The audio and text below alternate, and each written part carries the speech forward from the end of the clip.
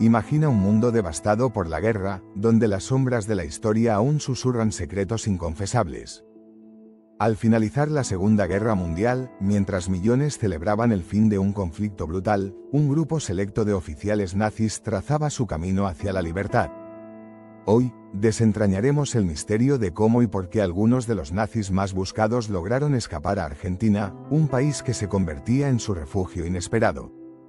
¿Qué fuerzas impulsaron esta fuga y cuáles fueron las consecuencias que aún resuenan en el mundo moderno? Prepárense, porque la verdad es más retorcida de lo que imaginas.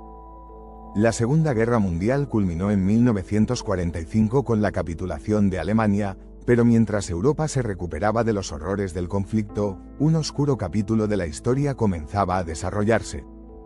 Un grupo selecto de criminales de guerra nazis, entendiendo que su tiempo se había agotado, comenzó a trazar planes de escape. En medio de la desolación y la incertidumbre, buscaban hallar caminos que los llevaran a un futuro donde pudieran eludir la justicia. La mente del mundo se centraba en la reconstrucción, pero en las sombras, se estaba creando una red de evasión que desafiaría la percepción pública de la responsabilidad y el arrepentimiento. Imagina a estos nazis, husmeando en la noche, navegando en barcos desprevenidos hacia un futuro incierto. Con pasaportes falsificados y la ayuda de redes de apoyo cómplices, lograron esquivar las numerosas barreras que se interponían en su camino hacia la libertad. La operación de estos grupos clandestinos es un testimonio de la desesperación y la astucia que caracterizaba a los líderes nazis en su lucha por la supervivencia. Argentina, con su geografía expansiva y su gobierno comprensivo, ofrecía la oportunidad perfecta para reiniciar sus vidas. Este país sudamericano se convirtió en un epicentro de las realizaciones de los exiliados alemanes. La población de origen alemán en Argentina ya era significativa, lo que facilitó la integración de los fugitivos. Desde ciudades como Buenos Aires, donde se asentaron en comunidades alemanas, hasta recónditas localidades de la Patagonia, los nazis encontraron un terreno fértil para establecerse y prosperar sin ser cuestionados. Bajo el liderazgo del presidente Juan Domingo Perón, el gobierno argentino adoptó políticas favorables hacia los inmigrantes europeos. Se dice que Perón y su esposa, Eva, mantenían simpatías con el régimen nazi, lo que llevó a especular sobre la existencia de vínculos políticos y económicos.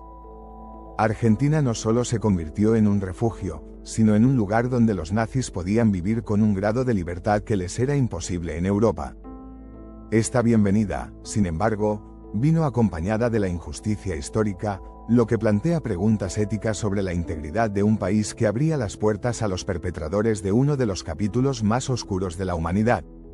Este episodio oscuro de la historia no se limitó a una serie de individuos que se escabulleron a la noche, fue el resultado de una red bien organizada de aliados y compinches, conocida como el Ratline. Esta red era una colaboración internacional que facilitaba las rutas de escape para los nazis. Se estableció un sistema que utilizaba documentos falsificados, proporcionando pasaportes y credenciales bajo nombres ficticios. Los jesuitas y otros grupos que deseaban ayudar, motivados por la fe o el deseo de proteger a aquellos que veían como víctimas del sistema, jugaron un rol fundamental en el Ratline. Los aristócratas y la élite de Europa, así como algunos empresarios, se involucraron activamente, ofreciendo financiación y refugio a los fugitivos. Este ambiente propició que algunos de los más notorios criminales de guerra pudieran vivir en duda y en peligro, mientras que el resto del mundo se ocupaba de reconstruir sus economías y sociedades.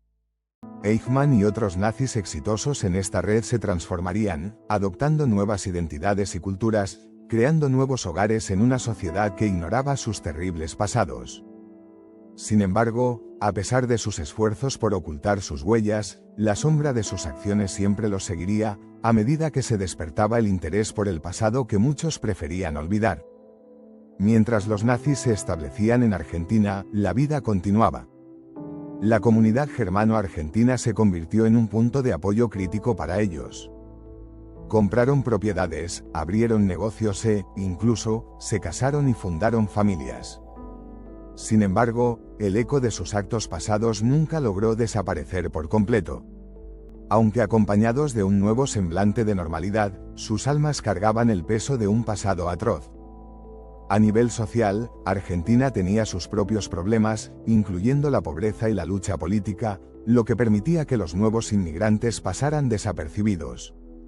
A pesar del esfuerzo de algunos ciudadanos argentinos que deseaban denunciar la complejidad de la política interna, unida a la simpatía por la cultura alemana, dificultó el establecimiento de un juicio adecuado y de establecer un relato definido sobre las atrocidades que habían acontecido. A lo largo de los años, la tensión comenzaría a moverse bajo la superficie.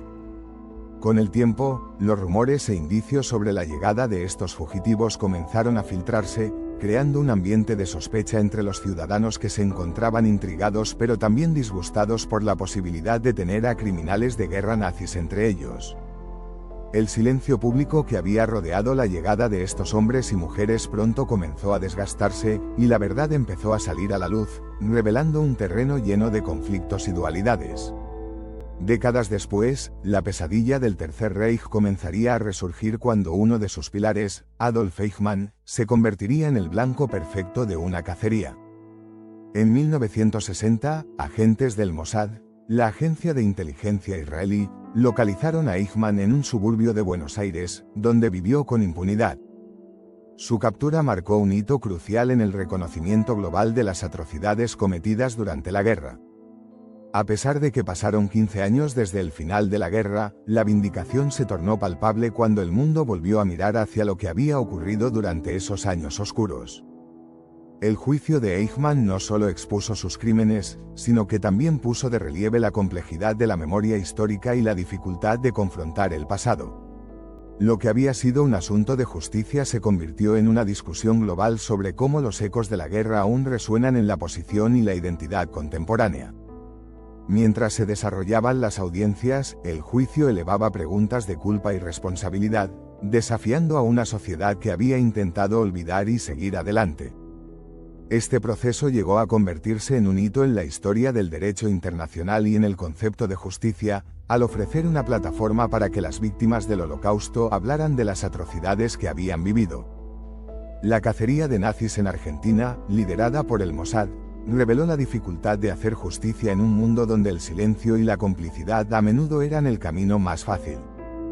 Eichmann fue condenado a muerte, pero su caso abrió la puerta a una conversación mucho más amplia sobre la culpabilidad, la memoria y la importancia de nunca olvidar.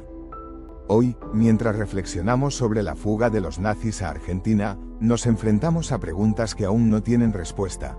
¿Cómo podemos reconciliar la historia con la humanidad?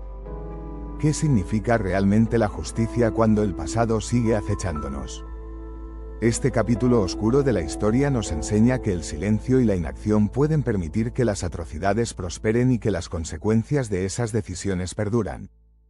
La huella de esos días oscuros se ha grabado en nuestro mundo contemporáneo, recordándonos que nunca es tarde para cuestionar, para investigar y, sobre todo, para recordar.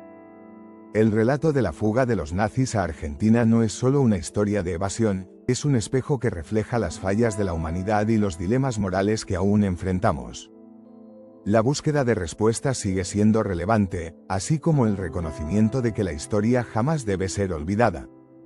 Al final, la verdad y el reconocimiento de los horrores pasados son pasos esenciales en la construcción de un mundo más justo y consciente. Si te ha interesado este tema, no olvides darle like al vídeo y suscribirte a nuestro canal para más contenido histórico fascinante. Déjanos tu comentario y comparte tus pensamientos sobre este tema. Nos encantaría saber qué opinas.